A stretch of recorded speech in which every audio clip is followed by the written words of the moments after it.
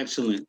And if we were to put together some of the qualities that we talked about and some of the skills that we talked about when we talked about our financial planning, and as we talked about different things in the past, you can have what it takes to be a leader. But like I said, as I did my research and as you saw in this video, the leader is not necessarily the person who actually leads every single thing. They're simply the one who's kind and honest and respectful both to himself or herself and to others. And I realized as I did this research that one of the things, since I had a misconception as to what a leader was, maybe other people, especially parents and other mentors, may have had the same misconception. So I put together this next presentation that I'm going to present so that we or those of us who are in positions of leadership can help other leaders truly come to be as great as they could be. So give me a minute as I set it up. And as I, again, will share my screen. So I have to stop one share to start another.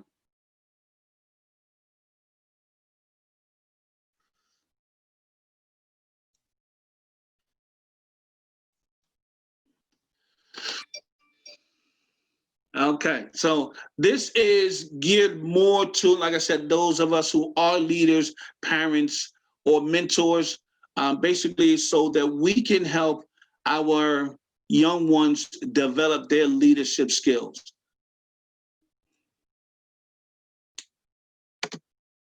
Okay, so basically what we want to do is we want to set a good example. As leaders, we realize the importance of setting good examples. There's no truer if we're talking about our roles as parents and our families. By allowing our children to see how well we balance business and personal roles, which teach them accountability through effective leadership. Okay, we have to encourage team activities. We have to get them to enjoy and embrace working as teams. Early on, we should identify our children's interests and encourage their participation in group activities. Whether it's joining Boy Scouts, Girl Scouts, becoming part of an after-school program, or participating on any particular sports group, these are things that teach them valuable lessons about teamwork and how to work together with others. We definitely want to emphasize perseverance. The best leaders learn to handle failure as gracefully as they handle success. It's important for our kids to understand that as long as they try their hardest and their best, if they don't succeed at which they set out to, that it's okay. They still have to be respectful to the person who did win. And they have to learn to be what we call graceful losers, okay? Because that's an important lesson as well.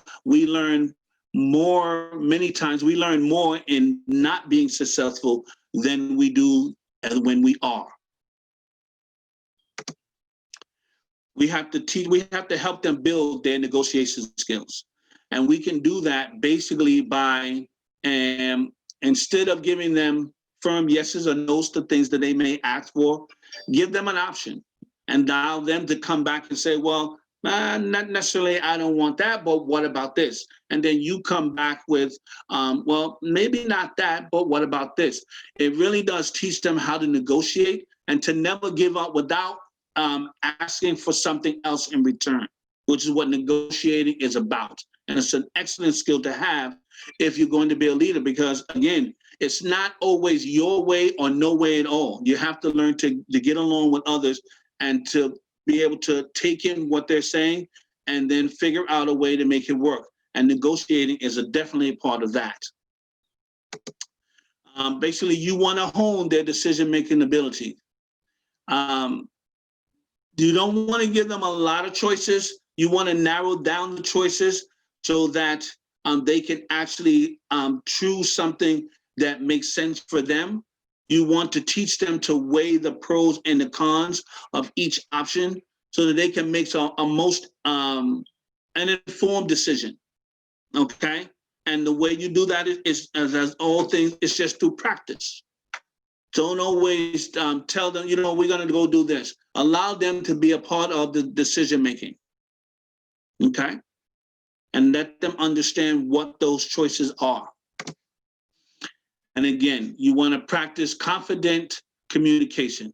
Yeah, we've all gone to the restaurant, and basically many times we ask them, well, what would you like to eat?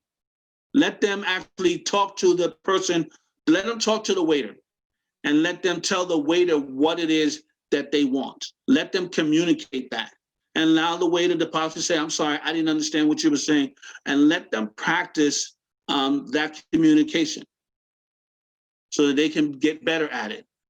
Because as with all things, practice, practice, practice, eventually we get better at it. And definitely we want to encourage them to work. If they have an entrepreneurial spirit, that's perfect.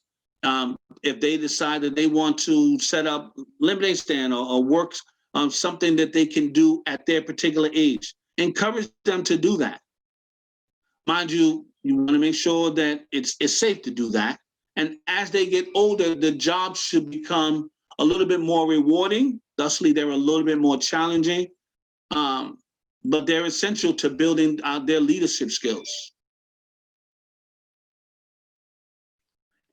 You can get actually a little bit more information if you go to entrepreneur.com articles, and it's article 225-233.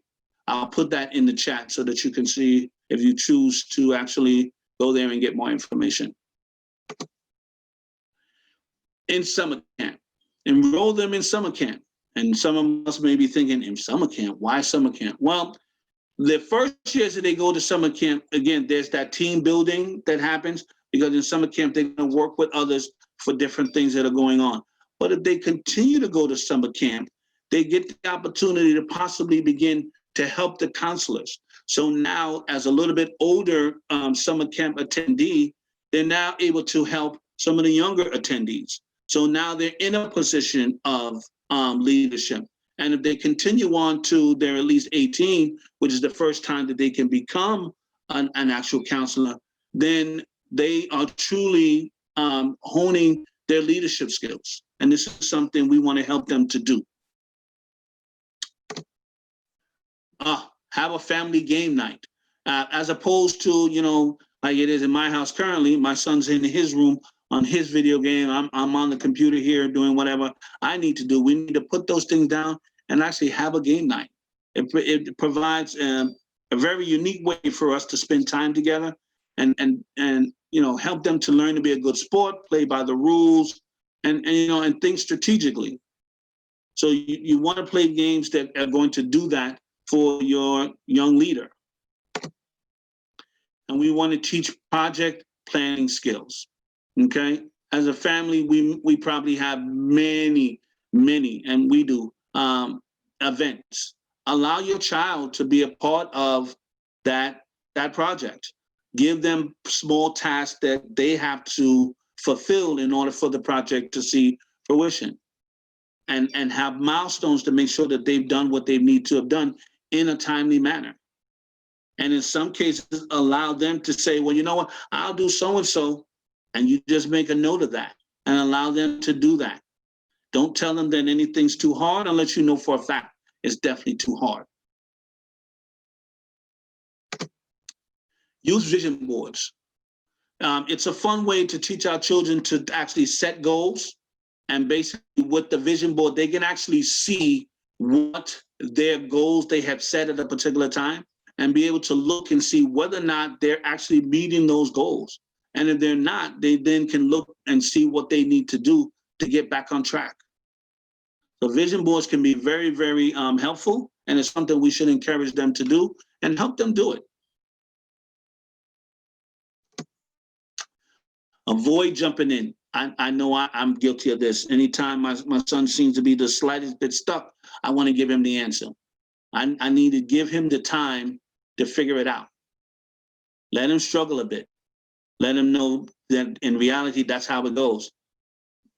Let him work through the problem with himself.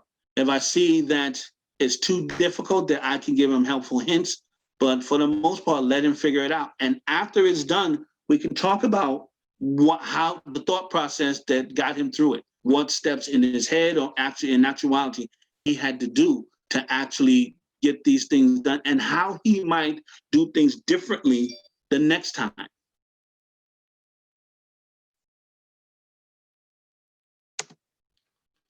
My Find a Mentor. This I thought was pretty interesting because we're, as parents, we all believe we're great. As leaders, we all believe we're great. As mentors, we all believe that we're great. But if we're the only one that our child is listening to, they get to the point where they start to believe that we don't know anything about what we're talking about. Whereas if we had another mentor saying the similar things, then somehow it hits home for them. And so it can be someone in their age group, a trusted family member, or trusted friend, or somebody whose views are in line with yours for making leaders, is someone that they should also speak with. And definitely encourage reading.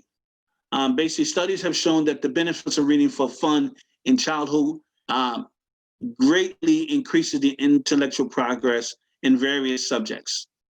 They tend to learn more about the world, even when the reading is just fun stuff, comics and things of that nature. Their thought patterns are a little bit different. So reading is definitely something we should encourage. Reward optimistic thinking.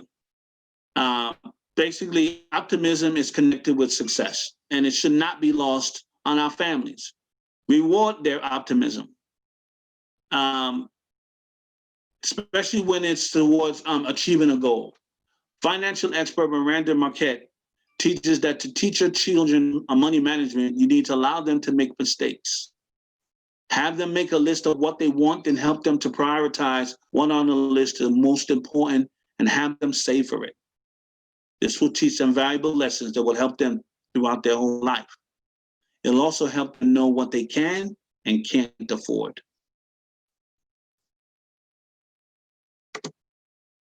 In summary, in small ways, today's leaders can prepare younger generations for their future as business leaders. Each of these suggestions will not only create better leaders, but can help children perform better in school and develop better personal relationships through life. Basically, it is, in my opinion, it is our responsibility as leaders before them. We need to help them become leaders in their own right. So we just got to keep up the good fight.